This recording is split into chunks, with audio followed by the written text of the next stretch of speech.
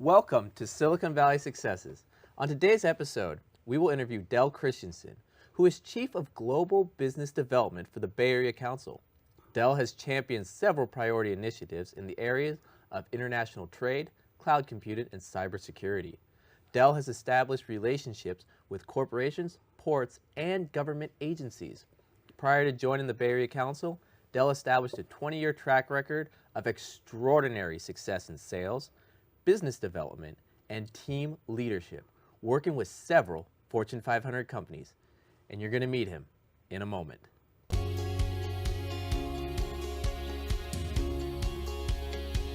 Welcome to Silicon Valley Successes. We interview experts and entrepreneurs to give the world access to the knowledge and experience that is here in Silicon Valley. Our mission is to create opportunities for those who seek them and help you to become the next Silicon Valley success.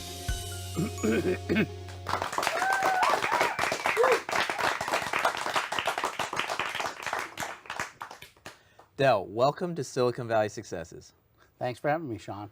So, in your intro, it mentioned Bay Area Council. Now, many people at home probably have never heard of Bay Area Council unless they're, the who's who. Could you tell us what Bay Area Council is? Sure, thanks for the opportunity. The Bay Area Council is the oldest business association in California, and we operate in the 9 counties surrounding the San Francisco, Silicon Valley Bay Area. Working, it's a government-funded a business-funded organization with the largest employers of the Bay Area being sort of the guiding voice and influence over the Bay Area Council. So when you're saying the largest employees in the Bay Area, are you talking about possibly Google, the giants, Kaiser, these huge Fortune 100, or just these well-known brand names? Are those some of the members by chance? Yeah. Google, Intel, Wells Fargo Bank, Bank of America, all of the major sports teams in the Bay Area are members at the senior level, president level, and so forth. And right now, currently, the CEO of Kaiser Permanente is our chair and oversees and operates several initiatives within the council. So with all these powerful companies, you must have an amazing network and amazing reach at the Bay Area Council. I believe we do, yes. We also are the connector between business, government, academia, and some of the other NGOs and nonprofits in the area to focus on policy here and even globally. Oh, wow. So companies here can use the Bay Area Council to actually reach out and have access to other countries even? Yeah. Primarily China. Since 2010, we've been operating offices in China to help our members and the companies in the Bay Area access that market and to bring investment back into California. We also currently, since 2013, we operate the trade office for the state of California, which is the only trade office that the state has. Wow. And that's in Shanghai. So the focus of this interview, I'd like to keep it around the value of a network in Silicon Valley. And with the Bay Area Council, I feel that you probably know more about the value of a network than pretty much anyone.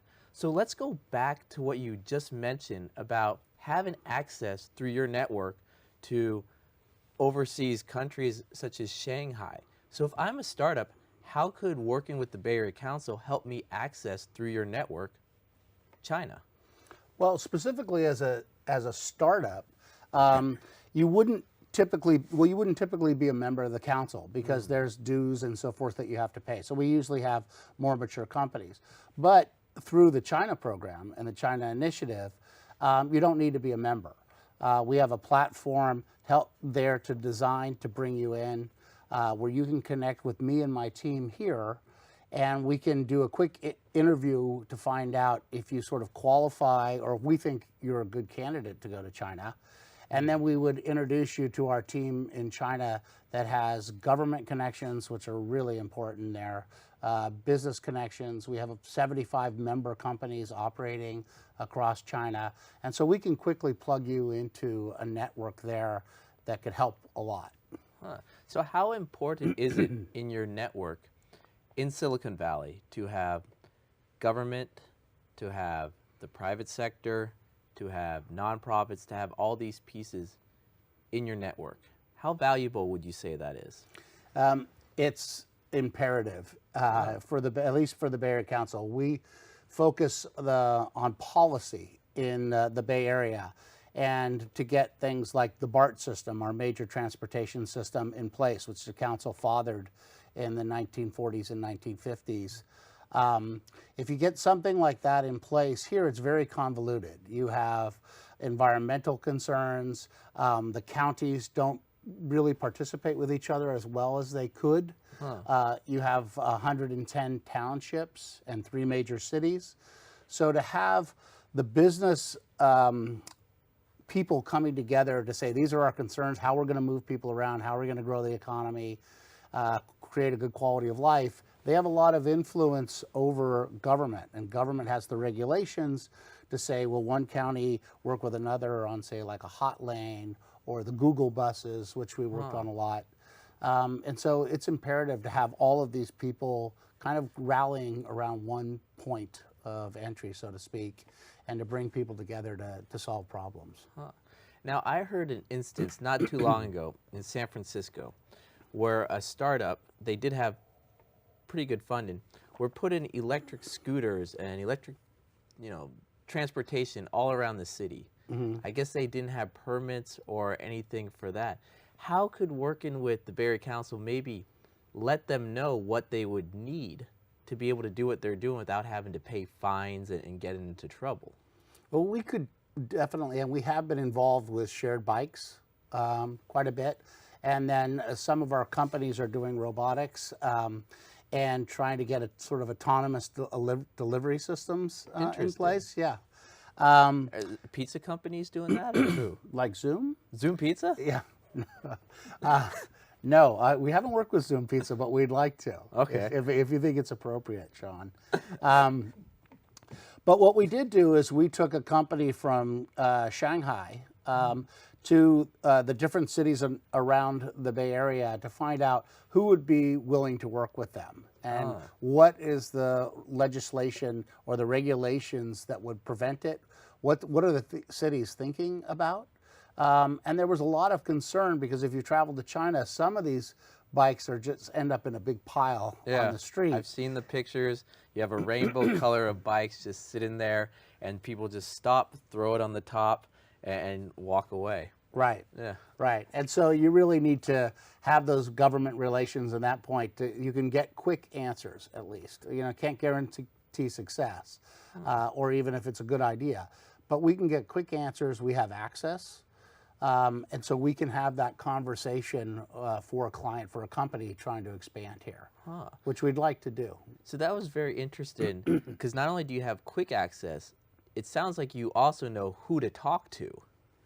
How difficult would that be for, say I'm a Series A company or Series B, I have 30, 40 employees, and I'm based in, we'll say, Holland or Europe, and I want to come to Silicon Valley, and I might need some permits.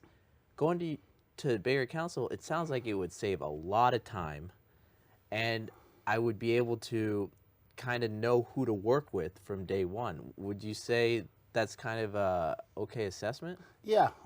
Day one might be tough. Okay. Day two would be easier. Okay. But if you think about it, if you want to go into Silicon Valley here, we have the relationships with a lot of different townships here, county supervisors, that sort of thing.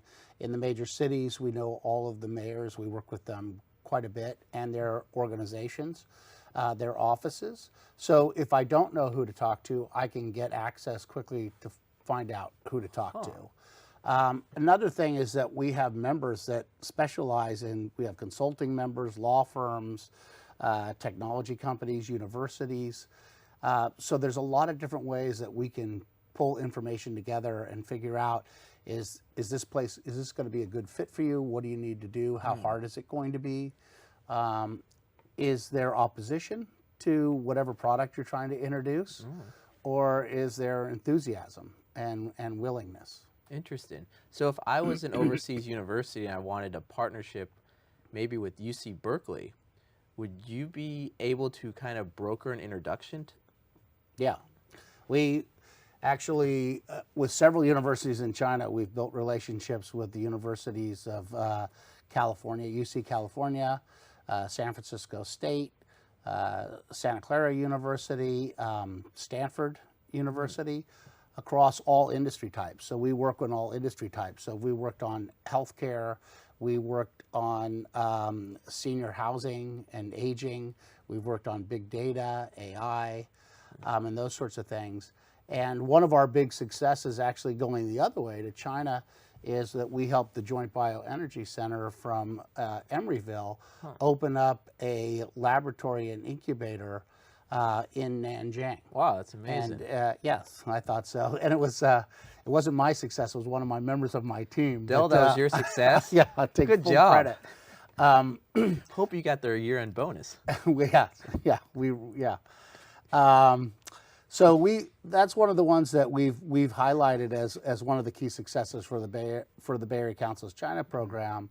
And then we also orchestrated some money coming in from another province that would allow the universities to travel in China on, sort of diplomatic missions and so forth to further increase these relationships. And oh, wow. so one of the reasons we focused on things like that is because our universities are really under financial strain. Not so much the private universities, but the public universities, which are really important in the Bay Area and is important to our economic vitality. And so we, as a member of the council, we're looking for ways that we can access revenue and generate new relationships and opportunities through our global program. So with this huge network you have, how do you manage it? It's hard. As you know, you have a pretty big network here yourself. I just know you, that's it. Yeah, well, that's all you really need to know. But we have a database that we get from a large employer here in the Bay Area that donates them to nonprofit, and then we've increased our access of that. And that's very, very helpful, and you can run reports and find out who you want to invite to certain things and sort on different tasks. When you're working with China and you're working globally, you've got WhatsApp, you've got WeChat, you've got email and LinkedIn, and that becomes a little bit more arduous. What we try to do is, or what I try to do is focus time. You have to put time into managing your database, trying to keep it up to date, making sure that the information gets in correctly from the get-go. And that's really a pretty difficult challenge, but it has to be respected. Okay, so working with a global network, you have to respect the different social media platforms they use. You mentioned WeChat and these others. You also focus on the importance of maintaining and updating your database. What about, say I'm a startup, and I have no network to start with? Would you recommend I go out and try to get a list? Or how would you recommend, I'm a startup from overseas, I land in Silicon Valley, I haven't heard of Bay Area Council yet, so I can't instantly tap into that amazing network. I have to build it on my own. What's coaching advice would you have for that startup to build their network? I would say the first thing is do whatever research you can to figure out what organizations are around, what events are happening. A really good way to get started is to go to events. Okay. And are there a lot of events here in Silicon Valley? There are a lot of events in Silicon Valley and the entire Bay Area. We sort of look at the whole Bay Area as a giant Silicon Valley, because there is amazing technology and startups and entrepreneurs and venture capital people all over the Bay. And so I would get plugged in, really embrace it. Most of the famous large incubators, accelerators have events on a regular basis. Okay. So I would start showing up at those places. I would also contact your consulate. Interesting. And ask them, what's going on, and read the articles. But I think you have to get active. If you're doing a full day's work, and then there's plenty of events at night that you can go to. And people are open, here communication is valued and people want to network. I think you'd find yourself with a plenty of business cards and contacts, right off the bat. And then the next thing is to find out sort of who's really doing things, who can really be helpful, and that obviously takes a little while. How would you recommend, say I went to an event, I collected 50 business cards from that one event. How would you recommend finding out who's real, who I should contact with, who should I follow up with? And also, what does following up with really look like? Say I'm a startup, I don't know any business development, no sales, I just graduated from college, have an idea, collected now 50 business cards. What's my next step? I guess it depends what you're looking for too. You talk to a lot of startups, they're not interested in investment, or they're not interested in investors at that point. Oh. They may be interested in like finding some CFO information, or are there any programs from the state that I can use? How do I get my pitch deck You mean organized? like grants from the state, or Grant, what project? Small Business Administration has some good programs, and they also have good services to help you get started. Huh. If you're exciting enough, maybe one of the incubators, accelerators will take you on to look at your project. So make sure you're clear on what you want. If you just have a basic idea, you should probably get it storyboarded or get started. So once you know what you want, examine your business cards, put them all into a system quickly, and send out some emails if you have an email address at that point. Okay. Yeah. You'd mentioned maybe an incubator accelerator to pick you up. Can you build a network quickly through going to an accelerator or an incubator? Sure. You mean as a client? Say I'm a startup and I go through their program, their 3-month accelerator program, or I just rent a desk in their office. Is that enough to build a network? Not just to rent a desk. I mean, you have to stay active. I would do some interviewing. How do they help people? Ask them who their success stories are, who's doing well in the incubator now. Is there anybody that looks like my company that's in here that has the same product or services? You can ask them about competition. You hear a lot here, well, there's a lot of people doing this sort of thing. You hear information like that. Pay attention to that sort of stuff. So I think you have to, once again, they'll have mixers. They'll want to help you if they take you on. And so do what's advised. What type of budget or time budget, financial and time, would you allocate for networking every week? If I was a new startup? New startup, Just you getting landed here? 2 weeks ago, you just found an Airbnb, you're staying there, your visa or whatever is going to last 30 days. You have 30 days before you have to go back home. I would at least be at an event every day, Okay. I would think. It depends on how well you're organized and what you're looking for. Luckily, we have some pretty famous incubators, accelerators here. You can also contact the schools and see what they're doing, what programs they're doing, because a lot of people show up at those types of places. And I would, like I say, I would be active, like I saw you be active when you got here. And really get out and meet people, find out what the lay of the land is. And I would also think about, you're not going to probably get into the blue chip incubators and accelerators right off the bat. Probably not a Y Combinator. Kleiner Perkins probably would be a tough sell. Okay. But there are a lot of other venture people around that know what they're doing.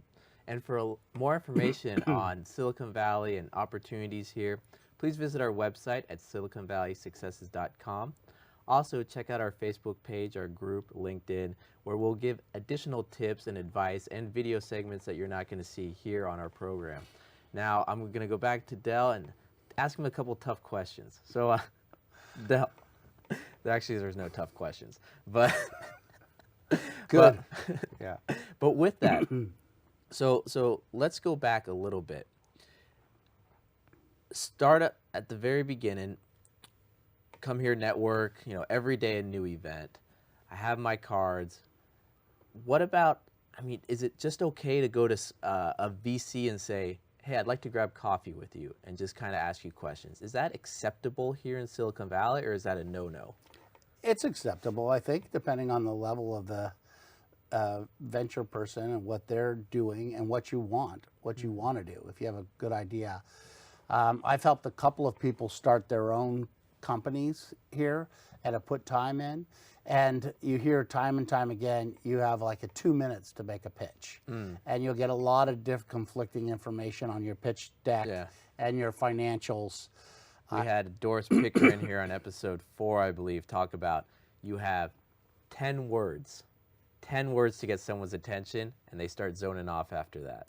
I had somebody who we're helping go to China who has a fantastic product for cleaning water that requires no energy, and you can apply it either to large facilities or a single house. And you think China would want that? Yes, I think everybody's going to want that. And after about 10 minutes in my office, he finally mentioned that his entire staff of engineers comes from NASA. And I said, you should just lead with that and see what other people would say. So in my opinion, it's who are you working with and what have you done before? Those are the first two things. It's better than the idea, and it moves things along quickly. So then you'll get the follow-up question. Great advice. Can you give, you already gave 1 or 2 examples of companies you've helped. Can you give another case of a success from a startup or a company working with the Bay Area Council or working with you? In going into China, or? They came to you saying, we're struggling, we don't have access to a network or these people, can you make an intro? And because of that help, got them where they wanted to go. Well, if you don't mind, I would like to talk a little bit about our China program, because I put a lot of time into that. That's my, so we're going from here to, from Silicon Valley or California to China. For example, there was a major law firm, international law firm, that could not get their office open and registered in China. They were running into too many problems. Okay. And it was because of the network. We've taken our philosophy here of building relationships at all level of government and business and so forth, and building deep relationships in only a few places. So Shanghai, Hangzhou, Nanjing, Beijing. This was in Shanghai. And our staff there was able to figure out sort of below stairs or through the bureaucracy where it was getting stuck. Is this a bureaucrat that's not moving things forward? Are they, people get promoted and moved around a lot in China, so it may be somebody who doesn't quite understand, or it's gotten lost somewhere in the system. And we were able to unstick it and get it done in 3 months. Okay, based on your network. Based on our network and our connections. The network is the connections. Here we've seen companies come in, like I mentioned, the bicycle sharing company, where we were able to quickly connect them to the powers that be in San Francisco, and got some good answers around Palo Alto, and even got them introduced to the new Apple campus in Cupertino. Wow. Through quickly contacting the right people who had connections to another area. And then also at the council, members meet each other. So before coming here today, I had lunch with 5 members at one of our new good Chinese eateries in San Francisco. Wow. And we were able to bring people together that didn't really know each other around a common topic. But the connections were almost immediate, as like, oh, I've been looking for this, or and different conversations like that. So we're able to connect people pretty quickly. Wow. And it happens all the time. It's a natural process that we go through. Okay, so let's go over a lot of the things that were talked about today. We talked about examples of, because of your network, we're getting stuck in kind of the order or process, knowing where it's stuck to solve that problem. We talked about the importance of having access to the city, state, all different levels of the government for possible permits or to get things done. Talked about how if you're coming to Silicon Valley, attending events, 1 a day might be a good idea to grow your network. Collect cards, follow up. It's okay to ask anyone for coffee here in Silicon Valley, depending on, as long as you're not wasting their time. A lot of great information there. And next question, Del. if I'm a startup, I've got a network now, a small network. How do I know who is the decision makers for companies? Who should I go talk to? And if I don't have that person in my network, what's your recommendation to get an introduction to them? The first part of that question is probably the most difficult part. Huh. You know, as you're getting into Silicon Valley, and I was building my network here in Silicon Valley. I didn't really have one. I lived in San Francisco my whole life. I was doing business for a long time, but I didn't really know my way around until I got to the Bay Area Council, and I was sort of assigned to build out a network here, or it was quickly apparent that you should. So figuring out who's who is the toughest part. Okay. Everybody has a story to tell. Everybody's trying to get into good technologies and get into good meetings and that sort of thing. And so one thing that I would do is look who's on stage. Interesting. Such as on right a TV now. stage? Right. So if you can get close to a Sean Flynn. Oh, yeah, he's got a you, show. You want to do that. Let's get the audience more involved here on that. Yeah, that's a good one. And it's actually true. But that's one of the things that I do is I looked at who was on stage. Okay. And then I would approach them in a pretty serious manner, only take a few minutes of their time, try to get their card, and figure out what my pitch was, what was my hook. Being a chief at the Bay Area Council is easier than being somebody who's trying to start up an idea. Oh. But I would be bold, and I wouldn't take too much of their time. That's amazing advice.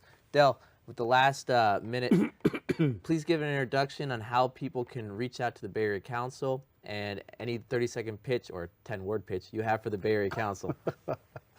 Well, you can contact me at dchristianson@bayareacouncil.org. We're headquartered in San Francisco. You can find us on our website at the Bay Area Council. And I would say that we are the preeminent business association in the Bay Area. We have far-reaching connections, as we said, and we're here to help the economy grow and to maintain our quality of life, and we've been doing it for a very long time. Del, thank you for your time here on Silicon Valley Successes. Next week we have Andreas, who's written 14 books. He's a best-selling author, and he just wrote one that uncovers a lot of the secrets here in Silicon Valley. We look forward to seeing you then.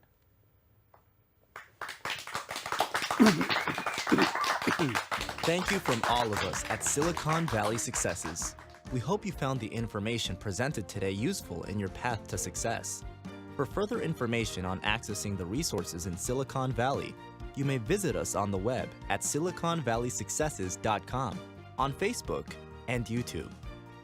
Thank you. And remember, we want to help you in your journey to become the next success.